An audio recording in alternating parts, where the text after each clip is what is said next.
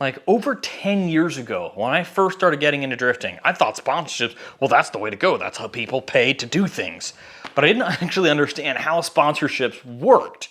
You mean companies don't just give you parts and money because you put a sticker on your car? And I didn't understand that then, but I understand it better now.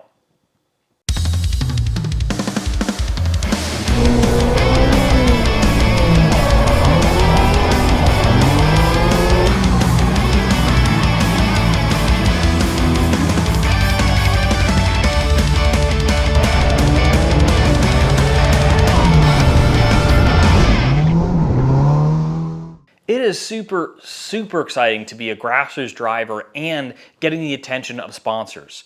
It's something that I don't see a whole lot, and to be honest, I am very new to sponsors, at least sponsoring me. So I'm going to talk about a little bit about what I've been through so far, and granted, some of this experience is a little bit anecdotal because I'm just getting into this, but I wanted to share the journey with all of y'all in case anybody starts down the same path. I'm also going to talk about my YouTube channel hit monetizations. I'm going to talk about that a little bit too, because I think both of them kind of go hand in hand here. The first thing that you need to know about sponsorships is that they are work, which is why I've kind of gone back and forth about trying to get sponsors. Like, drifting for me is fun, right? It's a stress outlet. It's something that I enjoy doing and it's something I'm very passionate about. And I've been concerned that by getting sponsors is going to take away from that passion and that fun because it's going to add more work to it. But I decided to push forward with it this year to see how it goes. The first thing you know about sponsorships is that it's a business arrangement. If a company is going to purchase a product for their company, they have to see some sort of return on investment. And it's the same thing for a sponsorship. They need to see that you are going to be some sort of return on investment for them. So, or ROI. So you have to provide some sort of value that is greater than what they are going to give you. This is how racing becomes a full-time job. It's not necessarily just racing. It's racing or drifting or doing whatever motorsport, as well as keeping your sponsors happy, coming out with content that advertises for them, or being a part of their advertising itself. So there's a lot that goes into getting a sponsorship and keeping sponsors happy. At my stage, at a grassroots level, you're pretty much doing it just for like discounts, sometimes some free parts, and rarely cash monies, which kind of sucks because cash monies, that's what I need. Now, for me personally, I made it even harder on myself because I decided to choose who I reach out to about sponsorships very carefully. A lot of people will just try and find anybody to sponsor them because, you know, so they can get money or parts or whatever. And I've had friends that have reached out to companies that I don't personally believe in to get sponsorships, and it's gone well for them. But for me, because I don't believe in the products, it's not something that I would stand behind. So that's something that I made it even harder on myself, because that makes it the pool of companies that want to sponsor an A86 grassroots driver much smaller. But what this means for my content is that you're not going to see me recommending useless parts and products or things that I don't personally stand behind. All the products and all the companies that are sponsoring me or that I purchase and do reviews of said parts are all companies that I believe in. So you're not going to get like, I know there's other YouTube channels out there that will like take a break from their content to do like a 2-minute spiel about their sponsor for this episode and has something that has nothing to do with their channel or with automotive or with whatever. It's just somebody who gave them money, and that's something I'm staying away from because, well, I have a full-time job. YouTube is something that I do for fun, and drifting is something I do for fun, so why would I complicate it with stuff like that? What you will see from me, however, are videos of, tutorials, installs, guides, technical breakdowns, reviews, and stuff like that about the parts from the companies that are sponsoring me, because that's the value that the sponsors see in me, is that I can provide that for them. I can provide that service. Some of these companies, I've already created the content and it's out there. So companies such as Just Engineering. I am very excited to be working with Just Engineering this year. They obviously make a product that I believe in. I've got their Super Angle kit on my A86. So they're a small Canadian company, and they've been around for a while, but haven't really sold a whole lot of products until recently, because They've been growing, and so now they make products for several cars. It's really cool. So, you know, obviously A86, they've got BMWs, S chassis. I mean, they even have some Volkswagen suspension parts. So I'm really excited to be working with them. Their angle kits are super well designed, very well engineered, and they perform well. So if you're looking at an angle kit, hey, you should definitely check out Just Engineering. Their prices are really, really good. So you have to go on their website and price out an angle kit for your car. I would say they're probably one of the most affordable and well designed. I'm impressed with how affordable their parts are, considering how awesome they are. The next sponsor, my second sponsor, I put a post on social media, so you may already know about it, but I'm very excited to say that I am working with Radium Engineering this year. I've needed to upgrade the fuel cell on my drift car for quite a while, and Radium is the product I was gonna buy. So I'm very stoked to be working with them this year. I actually have the fuel cell sitting right over there. The Radium fuel cell is going to replace the cheap aluminum box fuel cell thing that I've been running for a while. It's not exactly a fuel cell, and I'm going to cover that in some videos. So the Radium fuel cell is fantastic. You know, it's got a built-in surge tank, super high quality, SFI and FIA rated, all that cool stuff.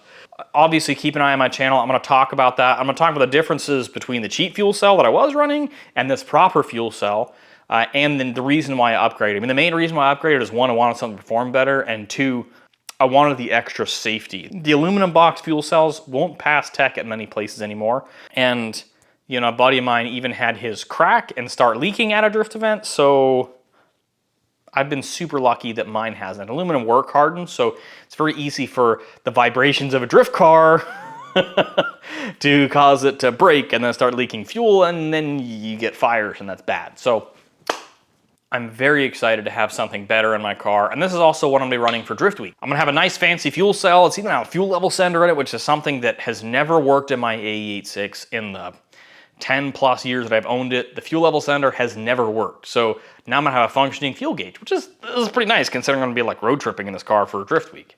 As a part of the fuel cell content, I'm also gonna talk about when you should consider upgrading to a fuel cell from a stock tank, and obviously why the Radium is what you should put in your car. At this point, I wasted thousands of dollars trying to make that aluminum can work better, and I wish I would have just bought something like this from the get-go. So I'll talk about all that.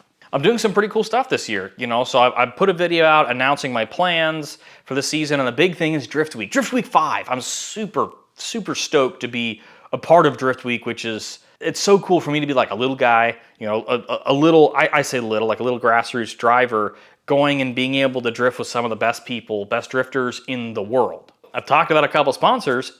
If you or your company is looking for some unique marketing opportunities with a classic JDM drift car, send me a message, shoot me an email. I'd be happy to talk about what I can do for you and what we can build together. Or if you just want to support keeping the A86 spirit alive, there's a link in the description to purchase some t-shirts and merch and stuff. So, hey, you should do that. The last thing I'm going to talk about is YouTube monetization. This is something I could go on and on and on and on about. So if y'all want to hear the whole process that I followed to get to this point, put it in the comments and maybe I'll make another video about it. But I wanted to talk about some key points with this. So it took me about 2.5 years to hit the monetization, but that's not something I actually set out to do. When I first got my YouTube channel, I really didn't plan on making any money from it. All I wanted was a place for me to share the drift videos that I put together because I enjoyed putting together videos from my driving. And then I started getting a bunch of technical questions about A86 stuff and beam swap stuff. So I decided that instead of like, I put together a website, right? So I've got a website, drgarage.com, but then people weren't necessarily referring to the website. So it's okay, fine. I'm gonna make videos to talk through all these things so I could show everything and talk about all these things about beam swaps and put that on my YouTube channel. So if somebody asked me a question, I could just copy pasta the link to the video and say, here, watch this. And then I found YouTube was running ads on my videos, even though I'm not monetized, and that was kind of frustrating. I had intended to not be monetized, that way y'all didn't have to wait through commercials. But I realized I had no control over that. So then I started to push for monetization. I decided that if YouTube's gonna run ads on my videos anyway, I'd like to get a few of the pennies from the dollars that they're raking in from my videos. And really, it is like just pennies. It's very difficult to build a big enough following to make decent money from YouTube. I'm just gonna put that out there right now because I know somebody's gonna be like, oh, you hit monetization, you're gonna make tons of money.